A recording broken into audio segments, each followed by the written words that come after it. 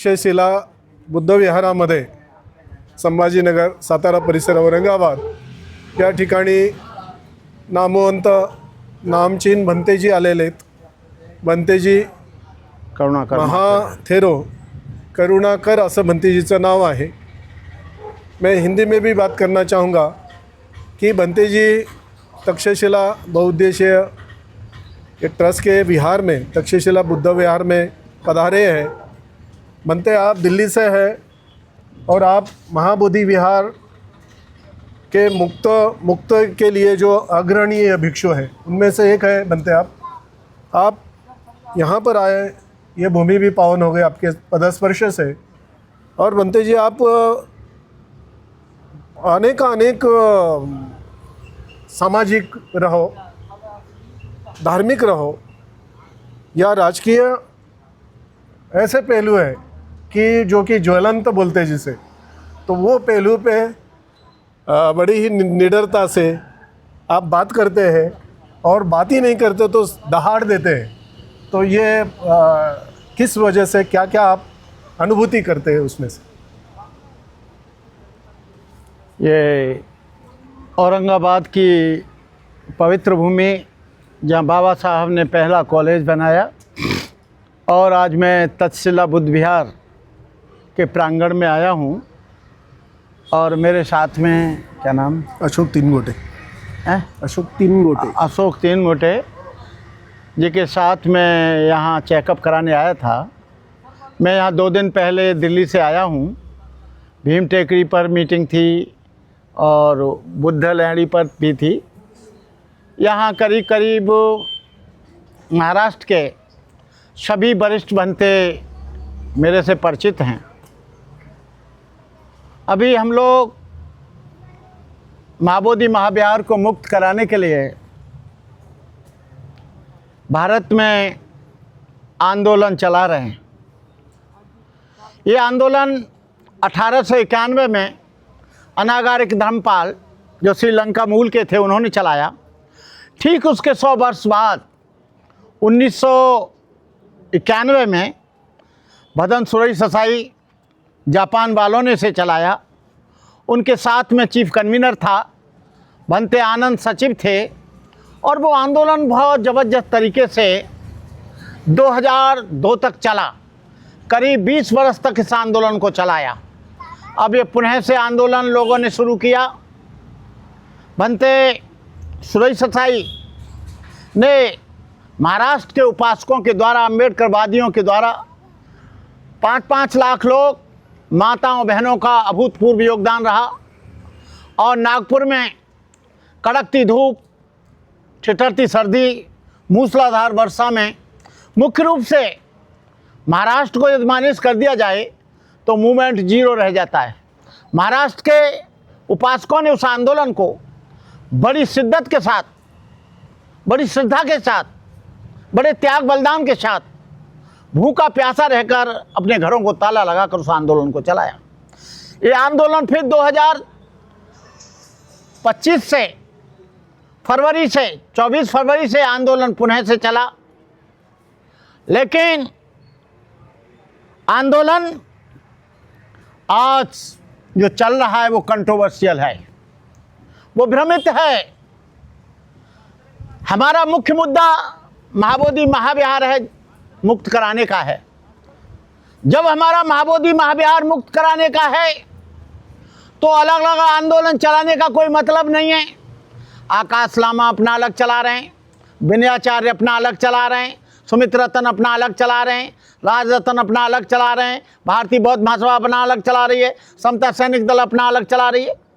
जब हमारा उद्देश्य और एम है महाबोधि महाविहार को लिबरेट करने का, तो ये अलग अलग आंदोलन कैसा? मैं आज आहत हूँ इस बात से कि ये सारे लोगों को एक जगह आ जाना चाहिए, अपने संगठन को मजबूती के साथ आंदोलन को चलाना चाहिए। प्रयास भी किया गया, सुरई ससाई जी ने भी प्रयास किया, भंते आनंद ने भी प्रयास किया, मैंने भी प्रयास किया कि हम सब लोगों को एक जगह आ जाना चाहिए। और उस एकता के लिए नागपुर में संविधान चौक पर मीटिंग बुलाई गई। दीक्षा भूमि नागपुर में मीटिंग चलाई गई, लेकिन लोगों ने आश्वासन तो दे दिया कि हम एक मंच से बोलेंगे, एक बैनर होगा, लेकिन कुछ चंदाखोर लोग, क्यूआर कोड वाले लोग, बैंक अकाउंट नंबर देने वाले लोग एक नहीं हुए। आज मुझे दिख रहा है कि ये मुक्ति आंदोलन नहीं है, ये चंदा आंदोलन ज़्यादा हो गया है, क्यूआर कोड आंदोलन ज़्यादा हो गया है, ये व्यक्तिगत अपने मान सम्मान की लड़ाई ज़्यादा हो गई है, ये व्यक्तिगत अपने अपने उद्देश्य को पूरा करने के लिए ज़्यादा हो गया है।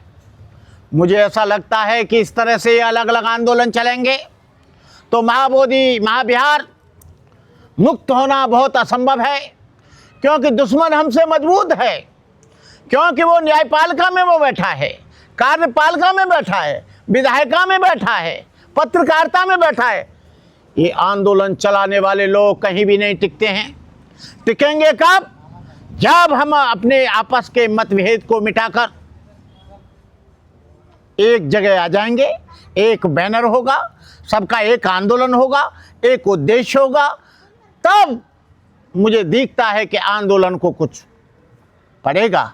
लेकिन हम लोग गलत लड़ाई लड़ रहे हैं। जो आर्टिकल नंबर 25 है धर्मनिरपेक्षता का, आर्टिकल नंबर 25 को पहले अमेंडमेंट करना पड़ेगा पार्लियामेंट में 2/3 बहुमत से, फिर उसको राज्यसभा में पास करना पड़ेगा, फिर उसे राष्ट्रपति अपने सिग्नेचर से अनुमति देगा। जब तक 25 आर्टिकल नंबर में अमेंडमेंट नहीं होता और जब तक बुद्धिस्टों का पर्सनल लॉ नहीं बनता, तब तक मैं कहता हूं आंदोलन आप 1000 साल चलाना, बुद्ध गया आंदोलन मुक्ति नहीं हो सकता।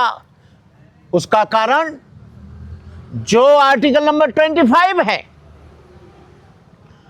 उसमें है कि हिंदू लॉ से बौद्ध, जैन और सिख गवर्न किए जाएंगे, उन पर वही नियम लागू होगा जो बौद्ध और जैन और सिख पर हिंदू लॉ के अंतर्गत होता है। दूसरा, हमारा पर्सनल लॉ नहीं, हमारे शमशान अलग नहीं, हमारा धर्म उनसे अलग नहीं, हमारा दिशा सूचक अलग नहीं, हमारी धर्मनिरपेक्षता अलग नहीं, हमारा धर्म को उन्होंने हमको भी हिंदू ही मान लिया है, हिंदू धर्म का अंग मान लिया है। जैसे जैन को माना जाता है या सिख को माना जाता है, उसी तरह से बौद्धों को भी माना जाता है। ये दो चीज़ों का अमेंडमेंट होना बहुत ज़रूरी है। एक तो बुद्धिस्टों का पर्सनल लॉ बने, दूसरा जो आर्टिकल नंबर 25 है जो हिंदुओं के लॉ के अनुसार हमको गवर्न किया जाता है, वो हमारा सेपरेट लॉ बनना चाहिए, जिसे हम पर्सनल लॉ कहते हैं। जैसे मुसलमानों का पर्सनल लॉ अलग है, ईसाइयों का पर्सनल लॉ अलग है।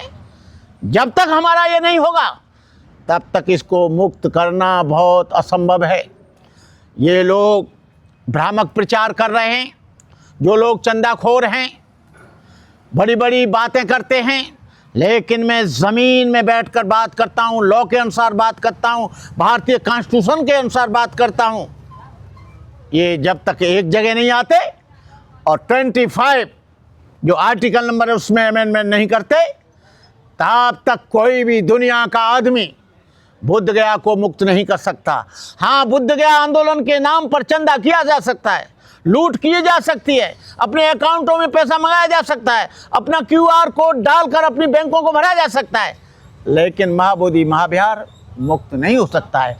मैं कहना चाहूँगा कि जब तक ये सारे घटक, सारे संगठन एक जगह नहीं हो जाते और 25 आर्टिकल ने वो बदल नहीं जाता और पर्सनल लॉ बदल नहीं जाता, तब तक कोई भी आंदोलनकारियों को 2 पैसा न दें, कहीं भी उनके कहने से जाए नहीं, अपना समय बर्बाद न करें। मैं आपको पक्की बात बता रहा हूँ, इस आंदोलन को 20 साल मैंने सुरेश ससाई जी के साथ रहकर चैत्यभूमि से लेकर बुद्ध गया तक बुलेट गाड़ी से मैंने अगुवाई की, हर जगह खाने का इंतजाम किया। ससाई के समय में ये चंदा आंदोलन नहीं था, लोगों को गुमराह करने आंदोलन नहीं था, पैसा ऐंठने वाला आंदोलन नहीं था, अपने आप को व्यक्तिगत रूप में फोकस में लाना नहीं था। सुरेश ससाई ने कभी भी अपने आप को फोकस में नहीं लाया। अपने आप को उन्होंने ये नहीं कहा कि इस आंदोलन को मैं चला रहा हूँ। वो कहा करते थे ये आंदोलन समचे सारी दुनिया के बौद्धों का है। लेकिन आज आदमी क्या कह रहा है, ये आंदोलन मैं चला रहा हूँ, ये आंदोलन मेरा है। अरे न तेरा है न तू चला रहा है, ये आंदोलन भगवान बुद्ध का है।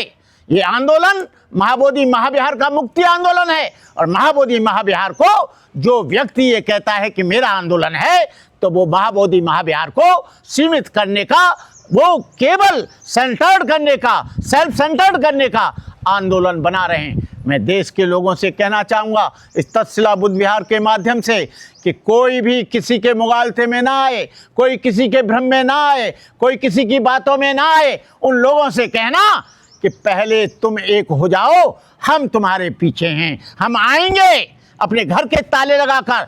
लेकिन जब तक आकाश लामा, विनयाचार्य, राजरतन, सुमित रतन और एक और है विमल कीर्ति, एक और है विछुणी, ये सब 8-10 ग्रुप एक जगह नहीं आ जाते, तब तक आपको कोई भी पैसा एक व्यक्ति को नहीं देना है। मेरा ये निवेदन है आप लोगों से, आप मुगालते में ना आएं, ये सब लोग एक जगह आ जाएं, पैसा किसी को न दिया जाए, इसकी एक संगठना बनाई जाए, इसका एक संगठन बनाया जाए, मुक्ति आंदोलन समिति बनाया जाए, जो मुक्ति आंदोलन का एक अकाउंट खोला जाए, उस अकाउंट में पैसा रहेगा जिससे पारदर्शिता रहे कि इस पैसे को कोई लूट तो नहीं रहा है, कोई इस पैसे से ऐसो आराम तो नहीं कर रहा है, कोई इस पैसे से एरोप्लेन में तो नहीं उड़ रहा है, कोई इस पैसे से अय्यासी तो नहीं कर रहा है। तो मेरा कहने का मतलब है जब तक एक नहीं हो जाते तब तक आप इस आंदोलन में आए भी नहीं, कोई सहयोग भी नहीं करें। इन्हीं शब्दों के साथ मैं तक्षशिला बुद्ध विहार की प्रबंधक कमेटी का और यहाँ के लोगों का, यहाँ के अम्बेडकरवादियों का, बौद्धों को बहुत बहुत साधुवाद देता हूँ। जय भीम, नमो बुद्धाय, जय भारत। साधु साधु बनते। और एक मेरा सवाल है आपसे जी। अभी आपने इस महाराष्ट्र भूमि में आकर बड़ा उपकृत अनुकंपित किया हमें। आपने ये भी संदेश दिया है कि किस ढंग से, किस दिशा में ये महाबोधि विहार के मुक्ति का आंदोलन चलना चाहिए। साथ ही साथ बनते जी, मैं देखता हूँ कि जो लोग बोलते हैं घर वापसी, तो आप सही मायने में घर वापसी कर रहे, जो कि बहुजन को धम्म दीक्षा देके। तो ये दीक्षा देने में आपको कैसी चालना मिली, क्या दिक्कत है और आगे की आपकी रणनीति क्या है, इस पर कुछ बात कीजिए बनते जी। घर वापसी का मतलब है backward OBC, BC, schedule caste, schedule tribe, यहाँ तक कि छत्री तक सारे के सारे बौद्ध थे। कुछ अंतराल कालांतर में इसमें परिवर्तन आया और घर वापसी नहीं कर रहे हम लोग का मूल धर्म बौद्ध धर्म था। महाराष्ट्र में और उत्तर प्रदेश में, हरियाणा में, पंजाब में जो धर्म को ग्रहण कर रहे हैं, बुद्ध धर्म को, वहाँ और यहाँ बहुत बड़ा अंतर है। महाराष्ट्र में केवल महारों ने या कुछ मांग लोगों ने बौद्ध धर्म को एडॉप्ट किया। बाबा साहब के बाद 14 अक्टूबर 1956 के बाद दीक्षा भूमि में दीक्षा होने के बाद हमारे लोग बौद्ध बने। लेकिन उत्तर प्रदेश में ऐसा नहीं है। उत्तर प्रदेश में शाक्य बौद्ध बन रहा है, उत्तर प्रदेश में कुर्मी बौद्ध बन रहा है, उत्तर प्रदेश में यादव बौद्ध बन रहा है, उत्तर प्रदेश में धोबी बौद्ध बन रहा है, उत्तर प्रदेश में चमार बौद्ध बन रहा है, उत्तर प्रदेश में जाटव बौद्ध बन रहा है, उत्तर प्रदेश में कहार बौद्ध बन रहा है, उत्तर प्रदेश में वाल्मीकि बौद्ध बन रहा है। ये वहाँ की बहुत बड़ी उपलब्धि है। जिन लोगों ने बाबा साहब को पढ़ा, जिन लोगों ने बाबा साहब को जाना, उन्होंने जाना कि बाबा साहब जैसा विद्वान इस दुनिया में कोई नहीं है। उन्होंने यदि हिंदू धर्म को छोड़कर बौद्ध धर्म को ग्रहण किया है तो ये उनके महान अध्ययन, महान चिंतन का विषय है, जिन्होंने बुद्ध धर्म को खोज कर निकाल कर हम लोगों को बुद्धिस्ट बनने के लिए उन्होंने अग्रसर किया। बहुत बहुत धन्यवाद बनते जी। साधुवाद, साधु साधु साधु। इस उपरांत ये मेरा नंबर ले लेना और मुझे भेज देना जी। इसके उपरांत कुछ अध्यक्ष साहब संदेश देना चाहेंगे हमारे तक्षशिला बौद्ध क्षेत्र आइए अध्यक्ष जी। आदरणीय बनते जी, आदरणीय बनते जी का बहुत ही क्रांतिकारी भाषण आपने सुना है और उन्होंने हकीकत बयां किया है कि बुद्ध गया मुक्ति विहार के माध्यम से कैसे लोगों की लूट हो रही है, कैसा संगठन कमज़ोर है और हर आदमी अपना ही उल्लू सीधा करने के लिए खड़ा है। और यहाँ उन्होंने ये भी बताया कि बाबा साहब का एक कहावत है, सिक्का संगठित हवा और संघर्ष करो। और यहाँ संगठन की कमी है, जो हर आदमी अपना अपना सुबह लेके बुद्ध गया विहार मुक्ति आंदोलन के बारे में लड़ रहा है, तो ये गलत है। तो सबने एक होना चाहिए, सबका एक उद्देश्य होना चाहिए और सब मिलके, अगर आप सब मिलके बाथरूम किधर है? अगर बुद्ध गया मुक्ति आंदोलन चप्पल लड़ेंगे मेरा उधर तो निश्चितपन से आपने को बुद्ध गया बुद्धों के ताबे में आएंगी, बुद्धों को सौंपी दी जाएंगी।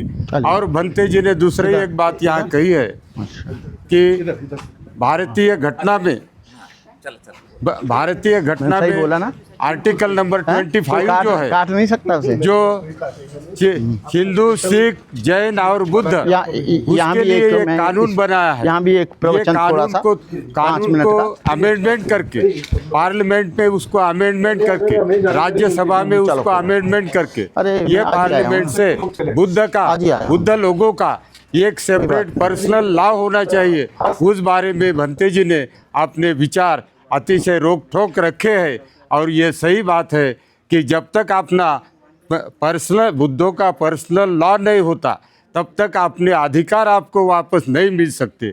अगर ये आर्टिकल 25 के अंतर्गत बुद्ध ये हिंदू धर्म का हिस्सा माना गया है। अगर बुद्धों के विहारों में अगर हिंदू पंडित अगर होता तो वो कोई बुरी बात नहीं है, ऐसा कहा जाता है। इसीलिए आर्टिकल 25 को अमेंडमेंट करके सही मायने में बुद्ध गया मुक्ति आंदोलन को सही दिशा देने का काम सब लोगों ने मिलके बाबा साहब को सामने रख के संगठित होके ये संघर्ष आगे ले जाना चाहिए।